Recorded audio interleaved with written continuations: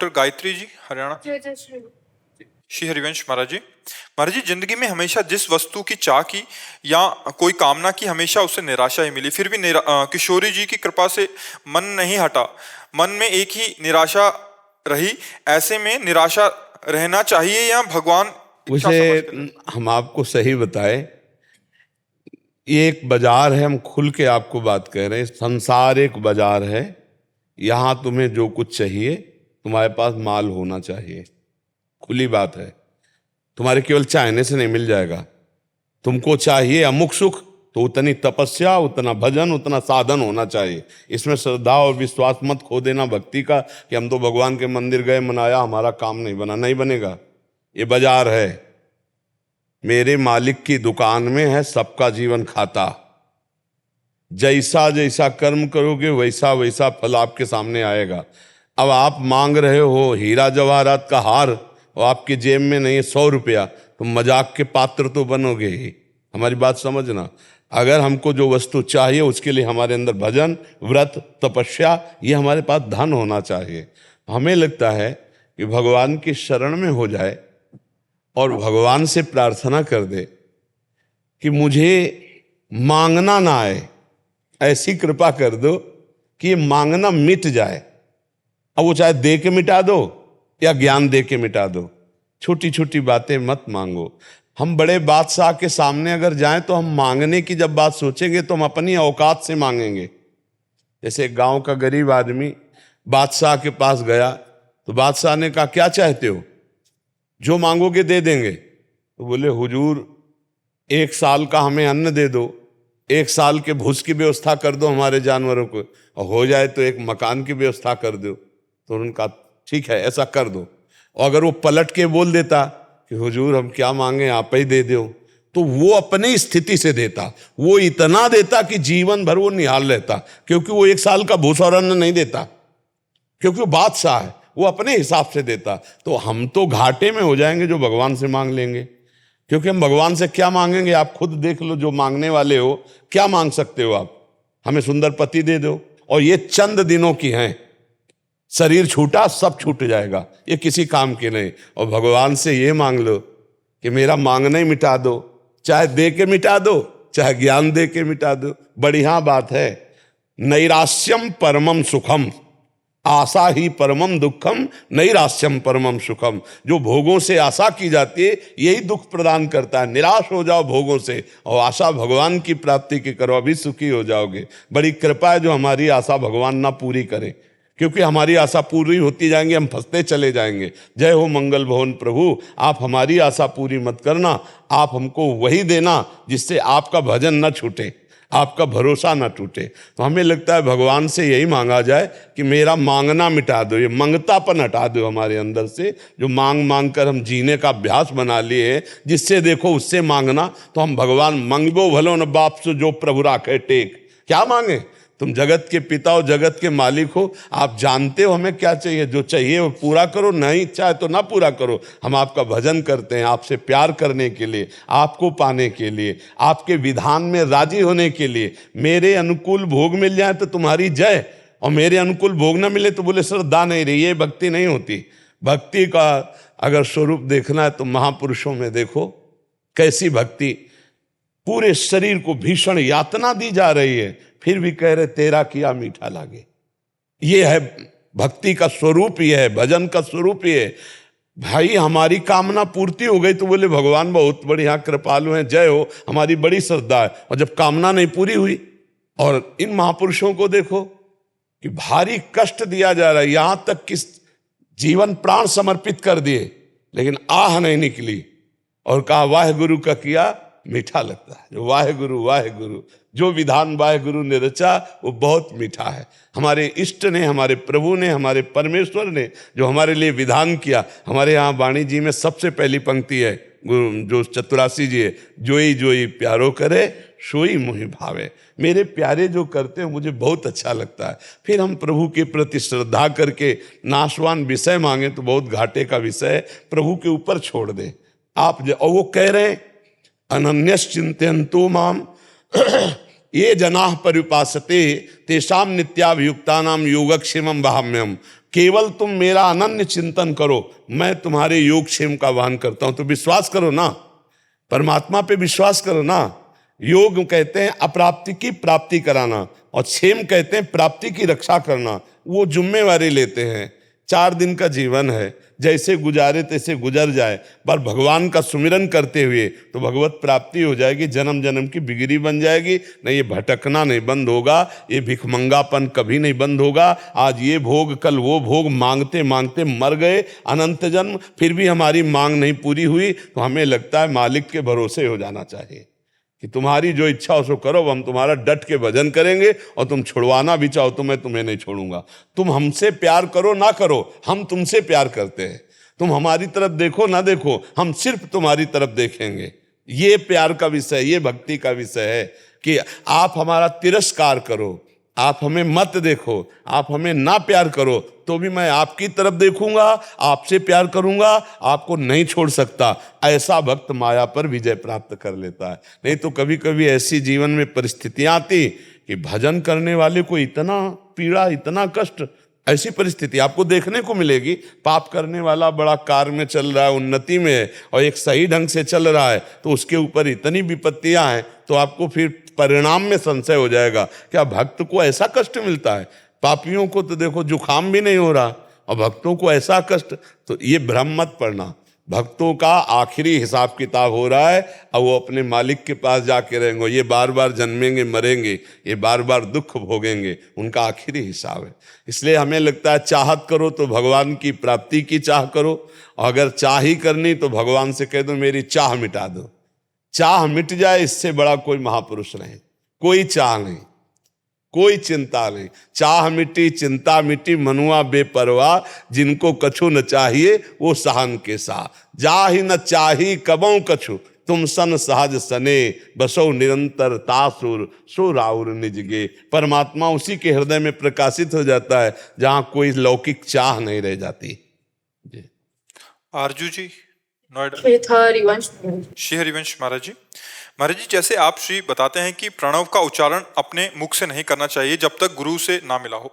महाराज जी, मैं जिन लोगों से को जपने या बोलते देखती हूँ तो उन्हें मैं मना करती हूँ कि गुरुदेव से मिला होना चाहिए, इसके बदले आप श्याम सदाशिव जप कर सकते हैं। तो महाराज जी, मैं इस सलाह देने से कोई अपराध तो नहीं? बहुत अच्छा है, उचित सलाह है, ऐसा देना चाहिए। क्योंकि जो मंत्र हैं वो गुरु प्रदत्त ही होने चाहिए, तभी लाभ मिलता है।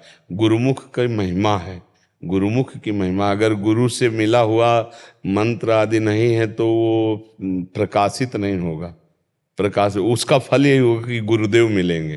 पर जो वैदिक मंत्र हैं वो गुरुदेव से मिलने पर ही जपना चाहिए। नाम सब कोई जप सकता है, और नाम का फल होगा गुरुदेव का मिलना। और हो सकता है वही नाम गुरुदेव जब दे दे तो उसका चमत्कार प्रकट हो जाएगा।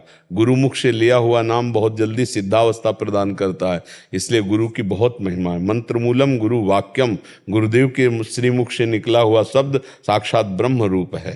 विपिन अग्रवाल जी। सदगुरुदेव भगवान, आपके चरणों में कोटि नमन। गुरुदेव, गीता प्रेस से प्रकाशित एक पुस्तिका में पढ़ा था कि प्रभु मिलन की विरह की पीड़ा के सारे अशुभ और मिलन के सुख में सारे शुभ संस्कार नष्ट हो जाते हैं। सारे शुभ और अशुभ संस्कार नष्ट होने पर ही कर्म बीज शून्य होकर प्रभु की प्राप्ति संभव है। महाराज जी, इस पर आपका अनुभव जानना चाह रहे थे। देखो, एक सिद्धांत होता है शास्त्री, एक होता कृपा। समझ रहे हो? हम सब कृपा मार्ग के पथिक हैं।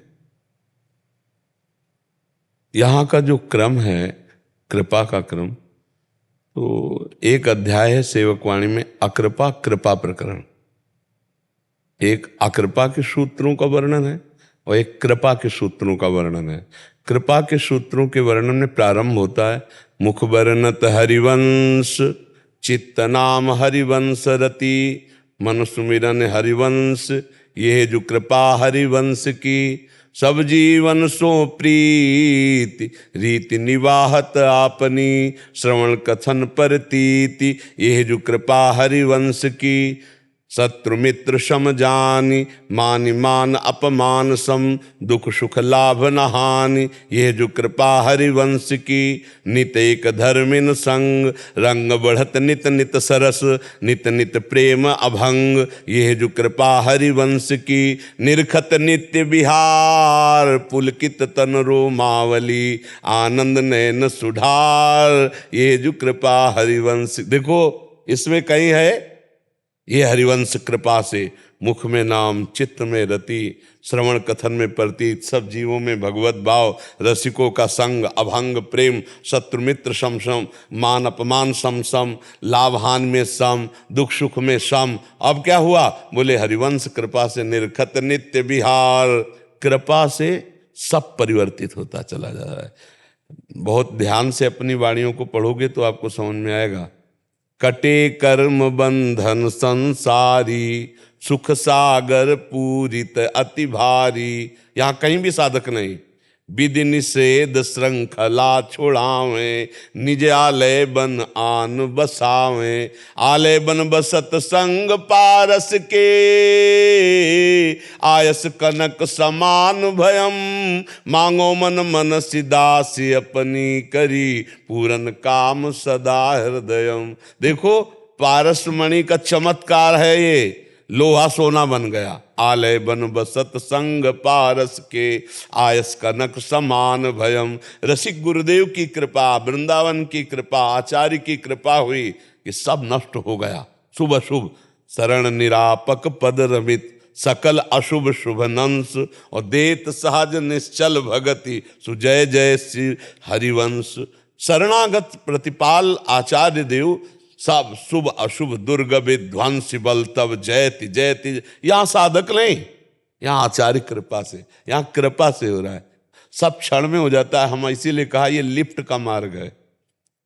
प्रथम में ऑन हुई, बैठ गए, अब कितने क्रॉस कर गए पता ही नहीं चला। जब खुली तो बोले 32वां 16वां 18वां 20वां फ्लोर।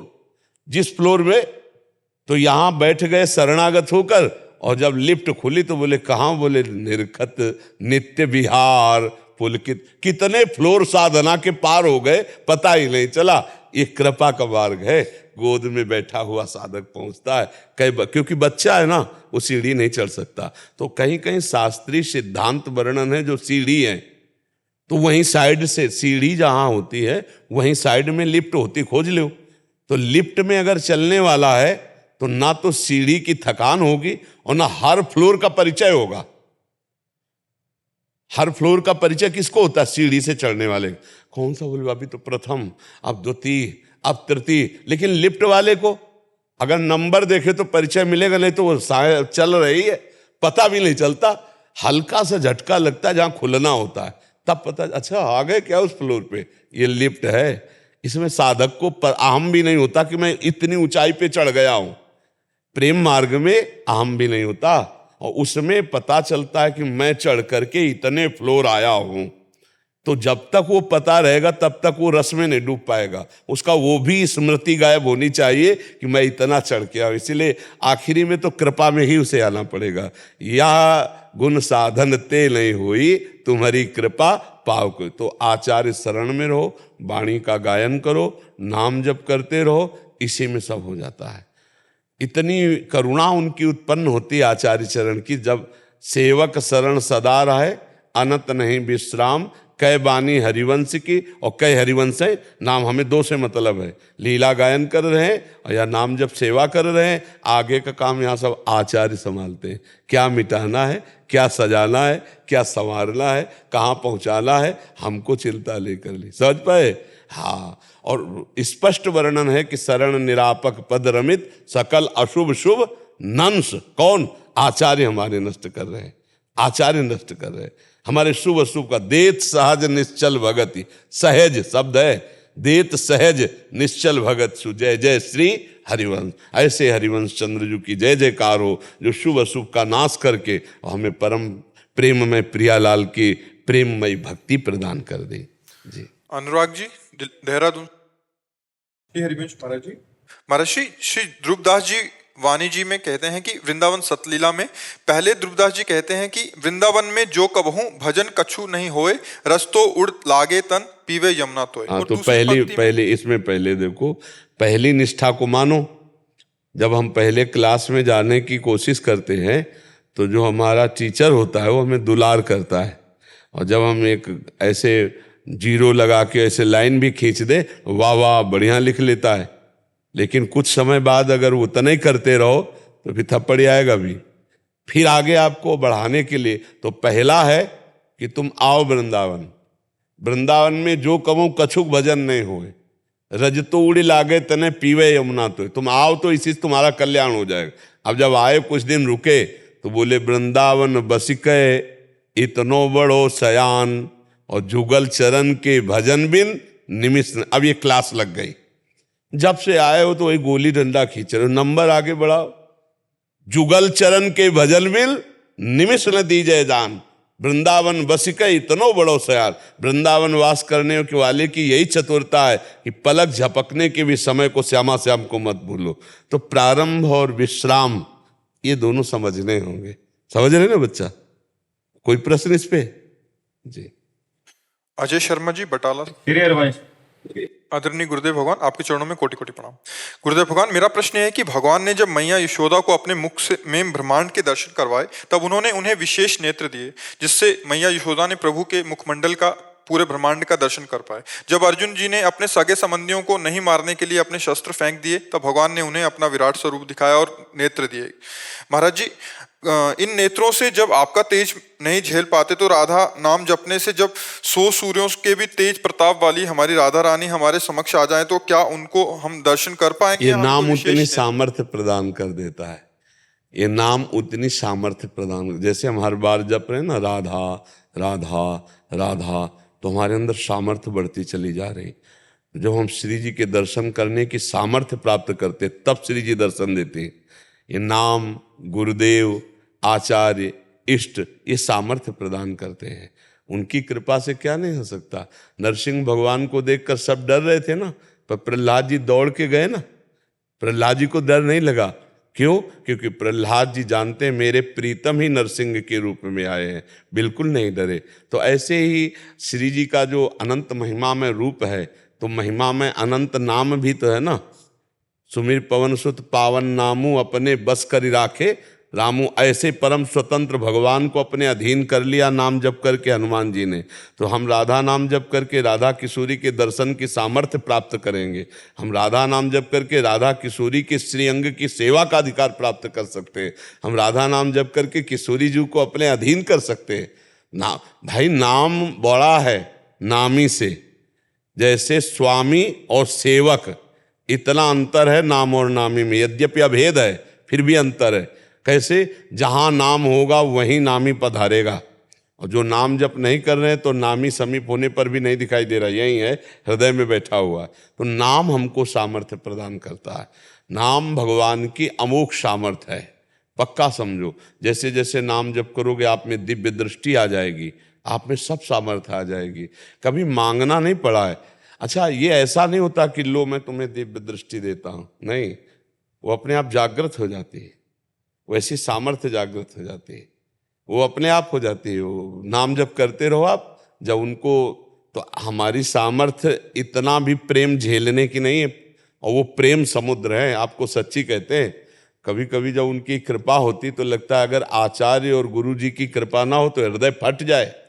महाराज जी, यही तो मेरा प्रश्न यही था कि आपका तेज झेलना हमारे लिए संभव नहीं है, तो फिर सूर्य के समान उनका तेज कैसे झेल? हाँ, जैसे आप हमारे सामने बैठे हो, लेकिन आप कह रहे हो लेकिन आप देख तो रहे हो ना, ऐसे ही देखा जाता है। ऐसे ही देखा, यद्यपि असंभव है पर नाम जापक के लिए असंभव नहीं। हमारी श्री जी है ना, हमारी श्री जी है। बात हमारी समझना, ये हमको दर्शन कराता है। हमारे माई श्यामा जू को राज, ये हमारी सामर्थ्य होती है। तो अपनापन से, जैसे बड़े पिता जो है राष्ट्रपति है, लेकिन मेरा पिता है, तो अब दूसरों को डर लगेगा, लेकिन अपने तो जाके उनकी गोद में बैठ सकते हैं ना, मेरा पिता है ना, है नहीं? तो ऐसे ही मेरी श्री जी है ना, आप जिनकी बात कर रहे हो मेरी श्री जी हैं। अब बस खत्म खेल। जब मेरी सीरीज झेला तो फिर मेरे को सामर्थ्य भी उतनी मिलेगी, उतनी सामर्थ्य मिलेगी। तो हमें वही पावर देती हैं, वही हमें दृष्टि देती हैं, हम उनको देख पाते हैं, हम उनको सह पाते हैं। नहीं तो सच्ची मानिएगा, प्रभु का प्रेम उदय होते ही हृदय ऐसे जैसे 0 वाट में 11,000 वाट की बिजली छोड़ दो ना, चिथड़ा उड़ जाए, ऐसे हृदय फट जाए। सांसारिक प्रेम को तो झेल नहीं पाता, सांसारिक दुख सुख को तो झेल नहीं पाता। अब सोचो इतना आनंद समुद्र, जिस आनंद समुद्र के एक बिंदु के एक अंश से सीकर, जो आनंद सिंधु सुख राशि और सीकर तय त्रैलोक सुपा। सीकर कहते जैसे एक बिंदु ऐसे बूंद लिया और उसको चट में मारा तो उसमें जो कण निकले उसे सीकर कहते। एक सीकर से अनंत ब्रह्मांडों को सुख प्राप्त हो रहा है। एक बूंद के एक सीकर से अनंत ब्रह्मांडों को सुख प्राप्त हो रहा है। वो सुख समुद्र भगवान जब हमें मिलेगा तो हालत क्या होगी। यही भजन, यही गुरु कृपा से सामर्थ्य आती है। जब वो आनंद समुद्र गले लगाएगा तो हालत क्या होगी। एक सीकर सुख में तो देख लो पूरा ब्रह्मांड फंसा हुआ है, और वो आनंद समुद्र जब सामने हो फिर हालत क्या हो। ये गुरु कृपा, ये गुरु मंत्र, ये नाम जप, ये बल प्रदान करता है। तो अब उस आनंद में देखते हुए भी न मूर्छित होता है, न प्राण निकलते हैं। तभी तो सेवा में जाता है, श्री चरणों की सेवा कर रहा है दास, तभी तो वो सामर्थ्य आती है उसके अंदर कि वो आंखों में आंख मिलाकर अंजन लगा रहा है।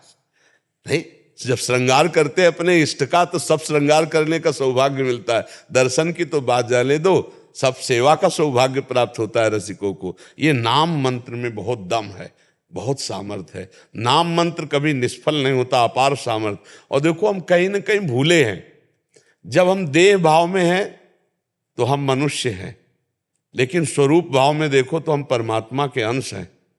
नहीं, या फिर मानते नहीं हम। हाँ, इसीलिए भ्रमित हो चुके हैं। और अब अध्यात्म सुन सुन करके तो पता चल ही जाएगा, फिर धीरे धीरे मानने लगेंगे। देखो सुना जाता है, सुनते सुनते जब बहुत बार सुना जाता है तब मन में आ जाता है। नहीं, बहुत मान रहे हैं, हजारों लोग गलत आचरण छोड़ रहे हैं, गलत नशा छोड़ रहे हैं, तो धीरे धीरे उनको समझ तो आ ही रही है कि यार ये गलत है, ये सही है। तो धीरे धीरे ये भी समझ जाएंगे कि शरीर छूटेगा, यार शरीर तो मैं नहीं हूं, मैं तो अविनाशी हूं। जो मैं जागृत में वही मैं स्वप्न में, वही मैं सुसुप्त में। तो ये अवस्थाएं तो शरीर के, लेकिन मैं दृष्टा हूं। अगर इतना ज्ञान धीरे धीरे बढ़ जाए तो जीवन मुक्तता की तरफ हम चल दे। तो आप आनंदित रहिए, नाम में बड़ी सामर्थ्य है, वो सब सामर्थ्य दे देंगे। काजल जी, राधे राधे महाराज जी। महाराज जी आपके चरणों में कोटि कोटि प्रणाम। महाराज जी, मेरी जिंदगी में एक ही परेशानी है, शरीर के संबंधियों की बातें सुनकर मेरे मन में जलन पैदा होती है, जिस कारण मैं राधा नाम की जगह उस इंसान के बारे में सोचकर अपना समय व्यर्थ कर देती हूँ। कृपया महाराज जी मेरा मार्गदर्शन करें कि मैं उस समय देखो, हृदय को आनंदित रखने के लिए राग और द्वेष, अगर अध्यात्म की जगह में आकर यहाँ प्रश्न किया है तो आध्यात्मिक उत्तर मिलता है। राग और द्वेष ये दो ही बहुत बड़े बंधन हैं। व्यक्ति, वस्तु, स्थान की अनुकूलता में राग और प्रतिकूलता में द्वेष होता है। चाहे वो वस्तु हो, चाहे व्यक्ति हो, चाहे स्थान हो, पदार्थ हो, जो हमारे अनुकूल होता है उसमें राग हो जाता है, और जो प्रतिकूल होता है द्वेष होता है। और राग द्वेष में फंसने वाला आवागमन चक्र में ही फंसा रहता है। हमें चाहिए कि जिनके प्रति हमारा द्वेष होता है उनमें हम भगवत बुद्धि करें। भगवत बुद्धि के बिना इस द्वेष को मिटाया नहीं जा सकता। जो हमारे प्रति प्रतिकूल व्यवहार करे उसके प्रति भी हम यदि अनुकूल व्यवहार करते हुए भगवत भाव रखें तो हमारा हृदय भगवान की प्राप्ति के योग्य हो जाता है, आनंद की प्राप्ति के योग्य हो जाता है। नहीं तो फिर चिंतन तो उसी का होता है, राग और द्वेष का। ऐसा नहीं कि केवल प्रतिकूल ही चिंतन होता है, अनुकूलता का चिंतन होता है, राग का चिंतन होता है, प्रतिकूलता का चिंतन होता है, द्वेष का चिंतन होता है, लाभ का, हानि का, मान का, अपमान का, दुख का, सुख का। यही तो द्वंद्व है। और जो द्वंद्वों में फंसा हुआ है वो अगला द्वंद्व है जन्म और मरण। बार बार जन्म, बार बार मरण। अगर जन्म मरण रूपी द्वंद्व से मुक्त होना चाहते हो तो राग और द्वेष का त्याग करो। किसी में भी राग नहीं, सब भगवान के स्वरूप, किसी में भी द्वेष नहीं। हाँ, अजात शत्रु वही कहलाता है जो भगवान का भक्त होता है। और जो भगवान का भक्त होता है वो अजात शत्रु। अजात शत्रु जिसका दुश्मन कोई पैदा ही नहीं हुआ, सब में अपने प्रभु को देखना। उमा संत कहे यही बड़ाई, मंद करत जो करे भलाई। संत हृदय वही है जो बुरा करने वाले पर भी मंगल भावना करे। ऐसे हम जलते रहेंगे चिंतन करके द्वेषात्मक, तो भजन की तो बात जाने दो, और नकारात्मक सोचे आना, और ऐसी नकारात्मक सोच आएंगी कि फिर भगवान से भी अश्रद्धा होने लगेगी। इसलिए सावधान हो जाए। जो हमारा बुरा सोचता है तो उसका बुरा अपने आप हो जाता है। उमा क्षमा श्रापो ते भारी, अपने कर्म जाय अपकारी। हमको उसका मंगल मनाना है जिससे हमारा मंगल हो जाएगा। हमको उसमें भगवत भाव करना है जिससे हमारा हृदय शीतल हो जाएगा, प्रसन्न हो जाएगा। और सच्ची मानिए सब में भगवान है, इसमें कोई अंतर नहीं। तो हम भगवत भाव करें। अगर भगवत भाव से चिंतन करने लगे, ये आदमी ऐसा, अरे इसमें भी प्रभु है, ये ऐसा, तो इसमें भी प्रभु है। क्योंकि ज़्यादातर संबंधी ही होते हैं आसपास और उन्हीं के प्रतिकूल आचरण होते हैं। तो उनमें अगर हम भगवत भाव कर लें तो जगत में तो भगवत भाव कर ही लेंगे। अगर अपने संबंधियों में भगवत भाव नहीं कर पाए तो हमें लगता है चाहे मंदिर जाओ और चाहे वृंदावन आओ, वो लाभ तो नहीं मिलेगा जो आपको सब में भगवान देखने पर लाभ मिलेगा। क्योंकि राग द्वेष बना रहा तो यहाँ भी आपको दोष दर्शन होगा, वृंदावन में भी सब जगह निर्दोष स्थिति थोड़ी तुम देख पाओगे। कहीं ना कहीं दोष दर्शन करोगे, फिर और अपराध बन जाएगा और शांत हो जाओगे। तो नाम जप करो, सब में भगवत भावना करो। जब चिंतन हमारा द्वेषात्मक होने लगे तो सोचो हे भगवान करुणा करो, मुझे सामर्थ्य दो, आप इस शरीरधारी के अंदर हो, बस मुझे यही दिखा दो, यही भावना पुष्ट कर दो। ये बाहरी क्रियाएं देखना अज्ञान है, कारण तत्व को देखना है ज्ञान। कारण सबके श्री प्रभु हैं, श्री गोविंद हैं, श्री हरि हैं। उसी हरि को देखो तो ये गलत चिंतन जो होकर के द्वेष भाव बनता है इसका नाश हो जाएगा। अन्यथा ये हमें परेशान कर देगा, पूरा जीवन अशांत हो गए। पक्का समझिए, जो दूसरों की गलतियों को ध्यान में ला करके जलता रहता है तो पूरा संसार ऐसा है कि हमें प्रतिकूलता ही मिलती चली जाएगी। हम कब तक जलेंगे? थोड़ा हमें विवेक धारण करना है, अपने को जलन से बचाना है, क्योंकि हमारा जीवन आनंद के लिए मिला है। और ये आनंद है क्या? हम देख देख के जल रहे हैं, सोच सोच के जल रहे हैं। अरे तेरे भावे जो करे भलो बुरो संसार, नारायण तू बैठ के अपनो भवन बुहार। अपने हृदय को आनंदित करने के लिए सब में भगवत भाव करो। अध्यात्म से तो यही उत्तर है। और व्यवहार में है कि भाई जिनसे नहीं पटती अलग हो जाओ, चिंतन करके जलने की जरूरत क्या है। पर अध्यात्म अलग होने की बात नहीं। अध्यात्म कहता है कि विचार से अलग हो जाओ। जो आपके अंदर वो अशुद्ध द्वेषात्मक विचार, उसको त्याग दो, आनंदित हो जाओगे, कोई परेशानी। कबीरदास जी तो कहते हैं निंदक नियरे राखिए, आंगन कुटी छवाए, बिना साबुन बिना पानी निर्मल करे सो भाई। जो हमको निंदा करते हैं, जो हमसे द्वेष करते हैं, वो हमको और उन्नति में पहुंचाते हैं। पर ये समझ में नहीं आता है अज्ञान होने का, इसलिए हम खुद द्वेष करने लगते हैं और उनके निंदा करने लगते हैं। तो ऊंचाई की जगह हम नीचाई में पहुंच जाते हैं, हमारा हृदय जलने लगता है। साधो निंदक मित्र हमारा, जो हमारी निंदा करता है हमारे सारे पापों को नष्ट कर देता है। तो हमारी बुराई करने वाला, हमसे द्वेष करने वाला, हमारे निंदा करने वाला हमारा बड़ा हितकारी है। और हितकारी के प्रति जलन क्यों होती है? अज्ञान के कारण। वास्तविक सिद्धांत को समझो, अध्यात्म के तो कहीं दुख स्पर्श नहीं कर सकता। जी दीपक जी हरियाणा से। श्री हरिवंश महाराज जी, आपके चरणों में कोटि कोटि नमन। महाराज जी, मेरा प्रश्न है कि आपके सत्संग और कृपा से ये ज्ञान और अनुभूति हुई कि जीवन की सार्थकता भगवत प्राप्ति में ही है। क्या परिवार के सदस्यों को परमार्थ मार्ग में लगाने प्रेरित करने के लिए क्या उनको अपने अनुभव साझा करना चाहिए? हाँ, यदि वो सात्विक और आस्तिक हैं तो अपनी बात करनी चाहिए। अगर वो नकारात्मक सोच वाले हैं, हमारी बात का उपहास कर देंगे, ठुकरा देंगे, तो अभी इतने परिपक्व नहीं हो कि तुम्हारी भक्ति को ठुकरा दिया जाए, तुम्हारी भक्ति बढ़े। कि तुम्हारी भक्ति भी संशय में हो जाएगी, तुम्हारी भक्ति भी संकट में पड़ जाएगी। इसलिए आरत अधिकारी जब पावें तो गूढ़ तत्व न साधु दुरावें। बड़े बड़े सिद्ध भी जब आर्त और अधिकार देखते हैं तब गूढ़ बात बताते नहीं, तो मतलब की बात बता दी, जितनी योग्य है उतनी बात बता दी। तो ऐसे ही देखना चाहिए कि ये भगवान से कितनी प्रियता रखते हैं। हमारा लौकिक संबंध, माता पिता भाई बंधु परिवार, लेकिन हमारा जो आंतरिक प्यार है हम उसका साझा तभी करेंगे जब उसका अधिकार आपके अंदर होगा। अगर नहीं है तो फिर जाके प्रिय न राम वैदेही, गोस्वामी तुलसीदास जी कह रहे, तजिए ताहि कोटि बैरिशम यद्यप परम शनेहि। तजेव पिता प्रहलाद विभीषण बंधु भरत महतारी, गुरु बलि तजेव कंत ब्रज बनितन भे मुद मंगलकारी। अगर कहीं पूरा परिवार भक्त है तब तो खूब बैठकर भगवान की चर्चा करे, भगवान का नाम गुणगान करे।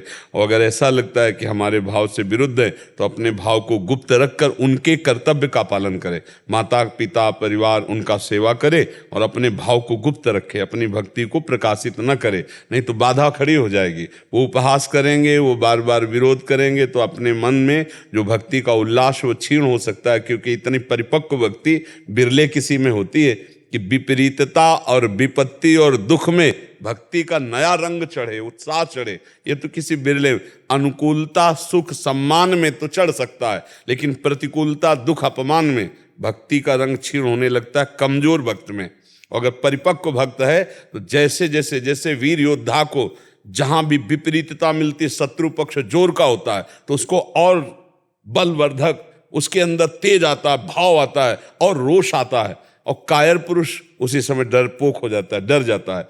तो जिसकी भक्ति लघु है वो फिर भाग पड़ेगा, और जिसकी भक्ति जोरदार, जैसे प्रहलाद जी 5 वर्ष के हैं, इतनी जोर की भक्ति कि हिरण्यकश्यप सब कुछ करके हार गया और फिर भी उनकी भक्ति में कोई फर्क नहीं, उनका बाल बांका भी नहीं।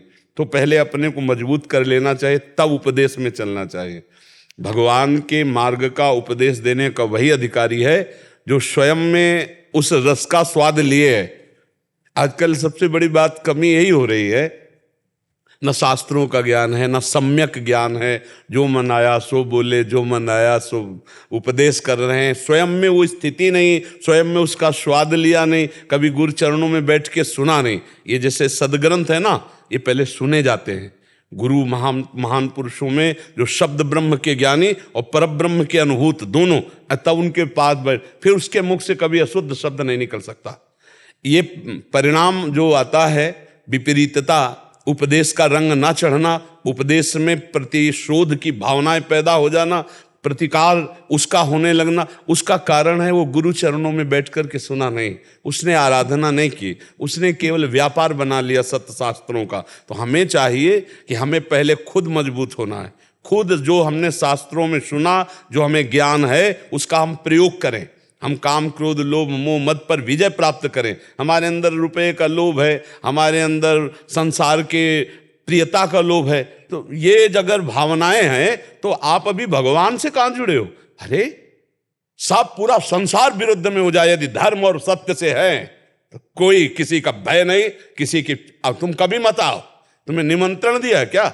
तुम्हें फोन किया, कभी मत आओ। मेरा भरण पोषण विश्वम्भर भगवान से होता है, धर्म से चलेंगे, धर्म से बोलेंगे। अगर एक सुनने वाला है तो एक काफी है, 1 करोड़ की जरूरत नहीं। अगर एक धर्म से चल जाए और एक सुनने के लिए बैठ जाए और वो धर्म का पालन करने वाला हो, एक ही काफी है। वो एक ही पूरे भारत को हिला देगा अगर अपने धर्म से चला जाए तो क्या होता है, हम लोगों में स्वयं तो ज्ञान आता नहीं, स्वयं भक्ति आती नहीं, स्वयं आचरण शुद्ध नहीं, और हम चल देते हैं दूसरों को उपदेश देने, तो हमारी भक्ति में ही धोखा हो जाता है, हम खुद विक्षिप्त हो जाते हैं।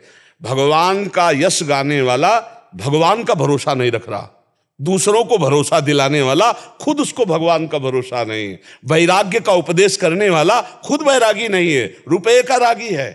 भोगों का त्याग सिखाने वाला खुद भोगी है। ये क्या चरित्र है? ये क्या है? उपहास का क्षेत्र है कि नहीं? तो हमें लगता है पहले जो हमने संतों से सुना है, शास्त्रों में पढ़ा है, पहले अपने पर उसको अनुभव में लाएं, और फिर यदि हम समाज में उतरे तो मंगल हो जाएगा। चाहे घर हो, चाहे पड़ोस हो, चाहे देश हो, चाहे विदेश हो, पहले अपने को मजबूत करना चाहिए। यहाँ होता क्या, 4 बातें सुन ली, दूसरों को साझा करने लगे, सुनाने लगे। अब उसके अनुभव तो है नहीं, अनुभूति है नहीं, तो जैसे हमने कुछ खाया, अगर पचाया नहीं तो हमारा बल नहीं बढ़ेगा, और उल्टी कर दिया तो और बेकार हो गया। तो ऐसे ही हमने संतों से सुना या शास्त्रों से पढ़ा, उल्टी कर दिया, ना पचाया और ना अनुभव किया, तो वो दूसरे पे रंग नहीं लाएगा। आप हमारी बात समझ पा रहे हो? इसलिए पहले सबको चाहिए, जो सुनो उसे अपने आचरण में उतारो, तब फिर मुंह खोलो, तो दूसरे के हृदय की ग्रंथि का तुम भेदन कर दोगे। और अगर स्वयं में नहीं मुक्त हुए, स्वयं में भजन नहीं, स्वयं में कुछ अनुभव नहीं, तो वह इधर उधर की बस बातें होती हैं और उनमें कोई लाभ नहीं होता, कोई लाभ नहीं होता है, किसी को भी लाभ नहीं होता है। आध्यात्मिक लाभ तो हो ही नहीं सकता है। जो स्वयं में अध्यात्म लाभ नहीं लिए है वो दूसरों का अध्यात्म लाभ दे ही नहीं सकता है। आप ऐसे समझो, हम कई बार बताया, जैसे भोजन बनाने की प्रक्रिया आप YouTube से पढ़ लो, लेकिन आप कभी बनाए ना हो, आप उसी को उपदेश कर दो तो आपका चेहरा बताएगा कि तो आपने स्वाद नहीं लिया है। अगर आपने बना के पाया फिर आप उपदेश करोगे तो आपका चेहरा बताएगा कि ये स्वाद युक्त बोल रहा है। ऐसे ही भगवदानंद पढ़ लिया ग्रंथों से और दूसरों को छाप मार के उपदेश दे दिया तो चेहरा बताता है, उसके शब्द बताते हैं कि ये ऊपर है, ऊपर निकल रहे हैं, ये डूबे हुए नहीं हैं, ये अनुभूत शब्द नहीं है। तो उपासक को चाहिए कि पहले जो सुना उसका साक्षात्कार करो, फिर दूसरे को उपदेश दो। तो अपने में देखे क्या भक्ति ऐसे रंग में आ गई कि मेरा पूरा विश्व अगर विरोध करे तो भी मेरी भक्ति पे फर्क ना पड़े। मैं आपको उपदेश करूं, आपका मंगल चाहूं, आप मेरा अपमान करें फिर भी मैं आपका मंगल चाहूं। ऐसी क्या भक्ति में रंग आ गया है?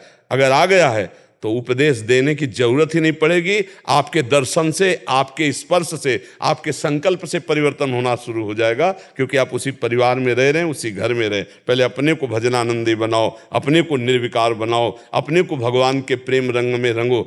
ये अध्यात्म उन महापुरुषों का है जिन्होंने, नरसिंह मेहता जी, काछ वाच मन निश्चल राखे धन धन जननी तेरी दे। जो वाणी का पक्का वही मन में चल रहा है, जो वाणी में है और वही आचरण में है। जो सधुवई भाषा में कहते हैं लंगोटी का पक्का, मन का पक्का, वाणी का पक्का, वो ये अध्यात्म को जानता है। जो कंचन कामनी कीर्ति इन पर विजय प्राप्त करता है वो अध्यात्म को जानता है, और जो जानता है वही जना पाता है बिना अनुभव के। इसीलिए तो कहते वाणी निकलते ही पता चल जाता है कि ये केवल ये बौद्धिक स्तर, और बौद्धिक स्तर भी इतना प्रवीण नहीं है कि कम से कम क्या हम बोल रहे हैं और लाखों लोग सुन रहे हैं और सब तालियां बजा रहे हैं। आजकल पता नहीं कौन सा ये रिवाज चल गया है कि जहां सत्संग हुआ मतलब तुम्हारे सत्संग का मजाक उड़ाया जा रहा है, नहीं उड़ाया जा रहा है। अगर सत्संग है तो गंभीर हो जाया जाता है। सत्संग सुनने के बाद एकाग्रता, उदासीनता बढ़ती। ये ताली बजाने की क्या जरूरत है? सत्संग में भगवत महापुरुषों के बीच में जब चर्चा, ये नहीं ताली कैसे बजा? कोई नेता का भाषण हो रहा है क्या? नेता का भाषण में बजाओ। अब वो साधु बोल रहा है अपना अनुभव, आप तालियां बजा रहे हो, मतलब क्या मतलब? तालियां नहीं बजाओ, उदास हो जाओ कि ये जो कह रहे हो मेरे जीवन में नहीं, कब आएगा? मैं अपनी कामनाओं को कब समेट पाऊंगा? मैं अपनी गलतियों को कब? उसमें ताली बजाने का विषय आता है। तो इसलिए उपदेश देना, दूसरों को भक्त बनाने की चेष्टा करना तब करे जब पहले स्वयं खा ले, तब दूसरों को चखाने की कोशिश करे। ये ऐसा मार्ग है। सांसारिक भोजन दूसरों को पवा के पावे, लेकिन अध्यात्म में पहले खुद अनुभव कर ले, तब दूसरों को पवाने की चेष्टा करे। शुभम शर्मा जी लुधियाना से। राधा वल्लभ श्री हरिवंश महाराज जी। श्री हरिवंश महाराज जी, आपके चरणों में कोटि कोटि प्रणाम। महाराज जी, आपने कहा था कि जब दिल और दिमाग सही निर्णय न ले पाए उस समय आध्यात्मिक गुरु की शरण लेनी चाहिए। महाराज जी, मुझे खुद कोई समस्या नहीं है अब, क्योंकि आपसे जाना कि हमारा पूर्व कर्म होता है जिसके कारण हम बार बार असफलता मिलती है, उसको मिटाने के लिए केवल हरि भजन ही आसरा है। परंतु महाराज जी, मेरी असफलता से मेरे पारिवारिक जन दुखी हैं, मुझसे अब ठीक से बात भी नहीं करते क्योंकि मैं बार बार असफल होता हूँ। मुझे समझ नहीं आ रहा कि एक तरफ भगवान इतनी कृपा कर रहे हैं, संत समागम दिए, हर एक महीने धाम आ रहा हूँ, और एक तरफ बार बार असफलता। ये कैसा विधान है, कैसी लीला? इनको मैं खुशी रहूं कि हर महीने धाम आ रहा हूं, या दुखी हूं कि बार बार असफल हो रहा हूं? असफलता और सफलता दोनों में सम लाना अध्यात्म के साधक का लक्षण है। सुख दुखे समय कृत्वा लाभा लाभो जया जयो। अगर अध्यात्म का बल लेना है तो ये बात समझनी पड़ेगी, कोई न कोई कर्म हमको असफलता प्रदान कर रहे हैं, और परिवार के जन हमारे पर स्वार्थ प्रेम करते हैं, उनका आध्यात्मिक प्रेम नहीं है। पढ़ लिख करके लड़का उन्नतिशील हो तो हमारी सुविधाएं जो चाहिए वो मिलेंगी, और पढ़ लिख कर फेल हो रहा है तो पैसा हमारा ऊपर से खर्चा हो रहा है और सुविधा का तो कोई जुगाड़ है नहीं, इसीलिए सब विपरीत हो जाते हैं। ये मतलब संसार में बच्चा असलियत में कोई प्यार नहीं करता, अपने स्वार्थ के लिए ही प्यार करता है। अगर हमारा स्वार्थ पूर्ण ना हो तो फिर वो प्यार नहीं करेगा। जैसे कोई कितना भी पति से प्यार करते हो और पति असमर्थ हो जाए, फिर उसका प्यार बना रहे, तब तो पतिव्रता, तब तो प्यार उसका बंधनी, लेकिन ऐसा नहीं देखा जाता।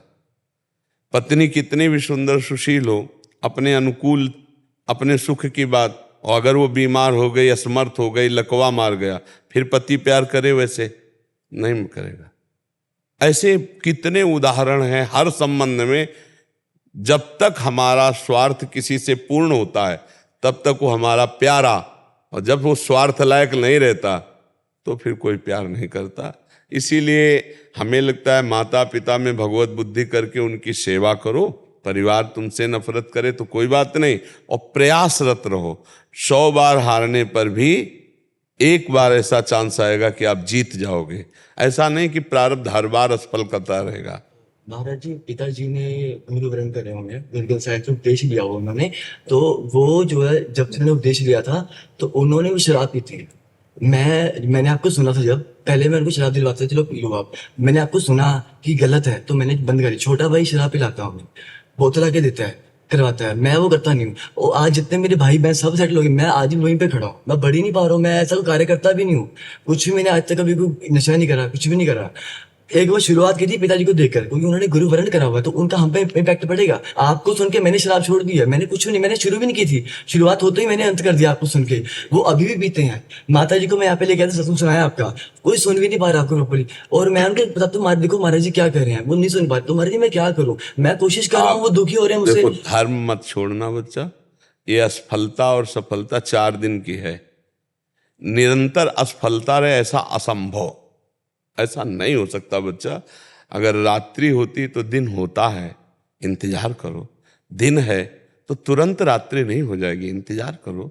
24 घंटे के अंतराय में ये रात दिन दोनों आते हैं। ऐसे जीवन के अंतराय में कभी दुख आता है, असफलता आती है, तो एक दिन सफलता भी आती है। आप इंतजार करो, ऊबो मत। आप धर्म विहीन आचरण मत करो, धर्म विहीन आचरण करने वालों की निंदा मत करो। ये भी बात ध्यान रखो। अपने में श्रेष्ठता का भाव आता है तब दूसरों में निंदा का भाव आता है। हमें निंदा नहीं करनी, हाँ हमें उनका सहयोग भी नहीं करना गलत। वो कहे कि मांस खवाओ, मदिरा पिलाओ, नहीं करना है, हाँ करने दो, कोई बात नहीं है। उनको अगर जरूरत पड़े तो शुद्ध भोजन, वस्त्र आदि, उनकी चरण सेवा, उनके वस्त्र प्रक्षालन करना, ये कभी बंद मत करना। अगर अवसर मिले तो ये करते रहना। पर अब जैसे अशुद्ध ये तो अधर्म आचरण में सहयोग ना करें, पापाचरण में सहयोग ना करे, और धर्म से चलो बच्चा। धर्म से चलने वाला थोड़े दिन दुख भोगता है, इसके बाद महान सुख को प्राप्त होता है। इसलिए धैर्यवान रहना। देखो, स्वयं धर्मराज युधिष्ठिर महाराज को 12 वर्ष का वनवास और 1 वर्ष का अज्ञातवास, लेकिन अंतिम में सिंहासन पर महाराज युधिष्ठिर ही बैठे। धर्म थोड़ा कष्टप्रद लगता है लेकिन विजयी धर्म होता है। अधर्म थोड़ा सुखद लगता है। यद तज्ञे विस्म्यु परिणामे अमृतोपमम। जो धर्म है वो प्रारंभ में विष जैसा लगता है, परिणाम में अमृत जैसा। और जो अधर्म है तो ये तज्ञे अमृतोपमम परिणामे विस्म्यु। शराब पीना, बेविचार करना, ये अमृत जैसा लगता है लेकिन इनका परिणाम बड़ा भयंकर होता है। धर्म में प्रारंभ विष जैसा लगता है, ये बड़ा कठिन है, लेकिन उसका परिणाम बड़ा अमृत में होता है। तो तुम जो बता रहे हो कि जैसे मार्ग में चल रहे हो, तो ये अमृत का मार्ग है बच्चा ना। मृत्युर्मा अमृतम गमे। डरो मत, झुको मत, टूटो मत। कल आएगा ऐसा, हमारी वचन याद कर लो, कल ऐसा आएगा कि आप खुद अपने अनुभव उपदेश में दोगे। आप दुखी मत हो, ऐसे सबके जीवन में होता है। नहीं, अब हम अपने जीवन की गाथा बताने लगे तो आपका जीवन क्या है? अरे आपको तो कोई बोलने वाला है ना।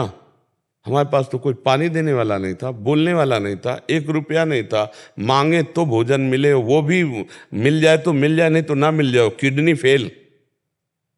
सोचो उस, और पूरा जीवन बचपन से भगवान के मार्ग में। ये तो भगवान कृपा की बताया नहीं, हर समय सब दिन होत न एक समान। तो दिन पलटा तो देखो ये स्वरूप आ गया। जब हम खाने लायक थे तो भोजन नहीं था, और जब भोजन की व्यवस्था तो खाने लायक नहीं। पूरा जीवन दुख में गया है, पूरा जीवन दुख में। अभी क्या तुम सुख समझते हो क्या? नहीं बच्चा, सुख चैन से तो भरपेट पानी नहीं पी सकते। पानी, किडनी पेशेंट है, पानी भी नहीं पी सकते। और हर कष्ट बड़े शरीर के हर कष्ट रहते। अब इसको रोना थोड़ी है, इसको सहना है। सहन करके आगे, अगर हम ऐसे टूट जाएं तो हमारी 12-1 बजे रात्रि से दिनचर्या चलती है, और ये 9:30 पौने 10 बजे तक चलेगी। अब आप सोचो, रबड़ी रसगुल्ला खा के थोड़ी हम बोल रहे हैं, नहीं बच्चा, पानी भी है, इतना मिलता है पानी भी। तो धर्म में चला जाए, कष्ट सा आ जाए। मानव जीवन संघर्ष के लिए मिला है, टूटने के लिए नहीं मिला कि यार धर्म में तो कुछ नहीं, तुम फिर उसे मान लो उसी गलत मार्ग में चले जाओ। तो ऐसा नहीं, डटे रहो, आगे एक दिन आएगा, ऐसा आएगा, इंतजार करो। सबका दिन आता है, सबका समय आता है, अपने कर्मों का ऐसा चक्र आता है कि एक दिन बड़ा आदमी बना और अपराध पाप किए तो फिर फुटपाथ में आ गया, जब फिर धर्म से चला तो फिर ऐसे चलता रहता है एक क्रम। अगर क्रम तोड़ना है तो भगवान का भजन करके भगवत प्राप्ति करना, तो ये आवागमन का विक्रम टूट जाएगा, दुख सुख का तो बात। सच्चाई की बात बच्चा ये है। और टहलाने फुसलाने में तो संसार बहुत प्रवीण है कि अब भरत कह रहे हैं वशिष्ठ जी से कि ऐसा कैसे हो गया, तो वशिष्ठ जी कह रहे सुनो भरत, भावी प्रबल बिलख कहो मुनिनाथ, हानि लाभ जीवन मरण जस अपने कर्मों का फल भोगना पड़ता है। इसलिए तैयार रहो, मजबूत रहो। ये हमारी की हुई खेती है, इसे हम ही को काटना पड़ेगा। राधा राधा राधा करके नई फसल अच्छी तैयार कर लो और निकल जाओ संसार समुद्र से। बलवान बनो, धैर्यवान बनो, टूटो मत। जिसने गरीबी का कष्ट सहा, संकट सहे, वही आगे जाकर के उन्नति को प्राप्त होता है। आप देख लो, मतलब चरित्रों को देखो आप। हाँ, नीचे से उठा और चमकने लगा जाकर के। तो जो अहंकार में उठा वो नष्ट हो गया। ये सब क्रम सृष्टि का चलता है। तुम धैर्य से चलना और आगे फिर देखना। आपको वचन देता हूँ, वृंदावन धाम में आपके समक्ष में कभी गलत आचरण नहीं। हाँ, बहुत अच्छे। तो फिर आप हमारे भी वचन याद कर लो। इह परलोक सकल सुख पावत, इसी लोक में नहीं, इह परलोक सकल सुख पावत मेरी सो भैया कृष्ण गुण संत। हमारी शपथ है, यदि कृष्ण का गुणगान करोगे तो इस लोक और परलोक में सदैव सुखी रहोगे। पक्की बात बच्चा। हर कष्ट सह करके धर्म में चला जाता है। तो ऐसे धर्मात्मा बनकर चलो। ये मत सोचो कि हम थोड़ा भजन कर रहे हैं तो भगवान हमारे कष्टों को क्यों नहीं हरण कर रहे हैं। जड़ से कष्टों का नाश हो जाएगा, जड़ से। हाँ, आज जो हमारी अंदर की तुम्हें भावना बता रहे हैं, बचपन से भगवान के मार्ग में रहे तो आज मरने का भय खत्म हो गया है। आज हमें कोई दुख नहीं लग रहा है, भारी दुख होने पर भी दुख नहीं लग रहा। आनंद ही आनंद हर समय बना रहता है। और जब मरने की बात आती है ना, तो और आनंद होता है कि ये दलिद्दुर शरीर छूटेगा और श्री जी से मिल जाएंगे जाके। भजन कभी निष्फल नहीं होता। भजन एक बार राधा कहा, ये तुम्हारे उस समय काम आएगा जहां कोई काम नहीं आएगा। विश्वास कर लो हमारी बात को। कभी निष्फल मत हो, सदैव दूसरों का हित करो, दूसरों का मंगल करो, भगवान का नाम जप करो और स्वयं कष्ट सह जाओ तो महान बन जाओगे, महान बन जाओगे। हमारी बात को समझ लीजिए। हाँ, विक्की जी, राधे राधे। राधे राधे। महाराज जी, आपके चरणों में कोटि कोटि प्रणाम। महाराज जी, इस शरीर की पत्नी का ट्यूमर के कारण 3 बार ऑपरेशन हो चुका है, इसलिए मन में बार बार एक प्रश्न आता है कि अगर सब कुछ प्रारब्ध के हिसाब से होना है तो डॉक्टर के पास ही क्यों जाएं? क्योंकि उससे हमें और दुख होगा ना। हमारा पैसा खर्चा होगा, हम दवाइयाँ लेंगे, बार बार परेशानियां भोगेंगे, तो उसमें भी प्रारब्ध तो क्षय हो रहा है। तुम नहीं जाने की बात सोचोगे, तुम्हें जबरदस्ती जाना पड़ेगा, जाना ही पड़ेगा। क्योंकि तुम्हारा पैसा खर्चा होने का भी तो दुख होना है, तुम्हारी दवाइयाँ लगने का भी तो दुख होना है। बार बार ये करवाओ, MRI करवाओ, अल्ट्रासाउंड करवाओ, CT स्कैन करवाओ, इतना रुपया, इतना डॉक्टर की फीस, ये दुख कहाँ से भोगोगे? तो भोगना तो दुख है ना। और अगर कहीं उसका सौभाग्य आता है कि इतने प्रारब्ध से सब मिट गया और ठीक होने का आता है, तो सुख का आगे के आ जाएगा। और नहीं आता है तो बार बार उसको भोगना पड़ेगा। अवश्य में भोक्तव्यम कृतम कर्म शुभाशुभम, भोगना पड़ेगा। अगर आप कह दो कि मैं नहीं जाऊंगा तो जबरदस्ती प्रारब्ध तुम्हें ले जाएगा, क्योंकि पैसा भी तो खर्चा होना है, तो तुम्हें बार बार भटकना भी तो है डॉक्टरों के पास, तुम्हें इंतजार भी तो करना है, तुम्हें दवाइयों को खवाना है, इसके बाद लाभ नहीं मिलना है, फिर दुख भोगना है, क्योंकि हमारा प्रारब्ध। इसीलिए हम कहते हैं होश में कर्म करो। अब लोग तो समझते नहीं है। बकरा भून के खा रहे हो, मछली खा रहे हो, नाना प्रकार के जीवों को कष्ट दे रहे हो। अब मनुष्य शरीर मिला है तो हिसाब किताब तो तुम्हारा होगा। अब पूर्व जन्म का हिसाब भोगना ही पड़ेगा। 10-10 साल मुकदमा चल जाते हैं, केवल 10-10 साल, और इसके बाद सजा होती है। सजा से ज्यादा मुकदमा में वो भोग चुका है जेल बंद होकर के। आप यहीं के कानून को देखो तो बड़ा कानून है हमारे भगवान का, बड़ा हिसाब किताब है। कोई भी बिना प्रारब्ध के दंड नहीं भोग सकता है। अब जैसे हम जा रहे हैं, अब सामने वाला जरा सा धक्का लग गया, हमें गाली देने लगा, मारने लगा, तो हमें लगता है कि वो हम हमारे साथ अन्याय। सच्ची समझो, ये घटना हमारे प्रारब्ध ने घटाई और भोगना पड़ेगा। अब जो हम इच्छा करके नए पाप करते हैं वो बंद कर दे और प्रारब्ध को हम नाम जप करते हुए सह ले, तो आगे की फसल बहुत बढ़िया होगी। मान लो तो कल्याण हो जाएगा। क्यों भाई? आप इसमें समझो, पैसा खर्चा होता है ना, आपका भटकना होता है ना, बार बार जाना, इसमें दुख नहीं होता। तो वो प्रारब्ध क्षय हो रहा है कि नहीं? प्रारब्ध ही तो है उसका। हाँ, प्रारब्ध का। भीष्म जी 6 महीना बाणों की सैया पे रहेला, भोगना पड़ेगा। इसलिए धैर्य रखो, धैर्यवान बनो, भगवान पर श्रद्धा रखो। हमसे बहुत बड़े बड़े पाप हो चुके हैं, गलतियां हो चुकी हैं, उनके सुधार करने के लिए मानव जन्म मिला है। अगर आप कह दो कि अरे तो सब, तो फिर भोगो, फिर भोगो। खेती तुम्हें दे दी गई है, बोना तुम्हें, क्या बोते हुए तुम्हारे ऊपर छूट है। ये कर्म भूमि में तुम्हें मानव जन्म दे दिया गया। तो अगर श्रद्धा करोगे तो ये जन्म तुम्हारा जैसा दुख सुख का गया, लेकिन आगे बढ़िया बन जाएगा। आगे बना लो। बहुत बहुत मतलब आप इसमें समझने की जरूरत है, इसमें समझने की जरूरत है। हम आप आज स्त्री पुरुष बने हैं, लेकिन कल हम लोगों ने बहुत पाप किए हैं, तो उनका दंड बचपन से लेकर अभी तक देखो हमको भोगना पड़ रहा है। इसलिए बहुत सावधान होकर के कर्म करना चाहिए। तो इसलिए हमें लगता है कि भोग जो हमारे प्रारब्ध के हैं वो आएंगे, वो दौड़ाएंगे, वो परेशान करेंगे। बहुत परेशानी होती है, बहुत परेशान। यहाँ नहीं ठीक हो गए, वहाँ जाओ, उस अस्पताल जाओ, वहाँ, अब वहाँ गए तो जितने कागजात हैं वो सब रिजेक्ट, अब उनके अलग हैं, अब वहाँ जांच करवाओ। कितने पैसा जांच में लगते हैं, आदमी बर्बाद हो रहा है। दवाई से ज्यादा आदमी बर्बाद हो रहा है जांच में, नहीं जांच है। अब पहले था नाड़ी पकड़ी या ऐसे दवाई, अब तो जरा भी कहीं कुछ है तो जाओ MRI करवाओ, CT स्कैन करवाओ, अल्ट्रासाउंड करवाओ, और इतने प्रकार की खून की जांच करवाओ कि गरीब आदमी तो जांच ही भर में परेशान हो जाए, दवा तक तो पहुंचे नहीं, डॉक्टर की फीस और जांच। अब ये सब प्रारब्ध ही भोग है। और आज कोई शरीर बिरला स्वस्थ हो नहीं, high blood pressure, low blood pressure, sugar, ये वो परेशानियां देखो शरीर। क्योंकि आज का अन्न शुद्ध, प्रकृति अशुद्ध होती चली जा रही, वृक्षों का नाश हो रहा है, प्रकृति अशुद्ध होती चली जा रही। इतना खाद डाली जाती है, इतने केमिकल डाले जाते हैं कीड़ा रक्षा के लिए कि वो सब उसी पौधे पे जाते हैं। पौधे पे जो फल लगते हैं, जो अन्न लगता है, वो जो हम पाते हैं, वो हमारे शरीर का कहीं ना कहीं ह्रास, कहीं ना कहीं पतन करने वाला, स्वास्थ्य का नाश करने वाला होता है। और आजकल तो अब तो विश्वास नहीं कि ये दूध है कि नहीं, केमिकल का बना है कि जानवर से, पता नहीं, विश्वास नहीं। ये घी है कि नहीं, विश्वास नहीं है। बड़ा मतलब आज देखो ऐसा समय आ रहा है कि विश्वास खत्म होता जा रहा है। जब दाल को पानी में धो तो हरापन छूटता है, बताओ, उसको भी सुरक्षित नहीं छोड़ रहे हैं कि दाल आदि, अन्न आदि, उनको भी केमिकल मिला रहे हैं उनमें।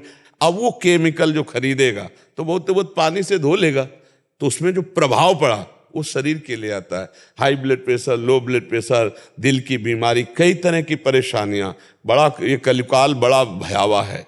नाम जप करके भगवान की प्राप्ति कर लो और जो दुख सुख आए उसे सह लो। हमारी तो यही प्रार्थना है। और अगर भगवान पर श्रद्धा करोगे तो तुम्हारी ही हानि हो जाएगी। उस महान में तो कोई फर्क पड़ने वाला है नहीं, उसको कोई फर्क नहीं पड़ रहा। वो तुम्हारे हृदय में भी बैठा हुआ है, निरपेक्ष बैठा हुआ है, वो देख रहा है।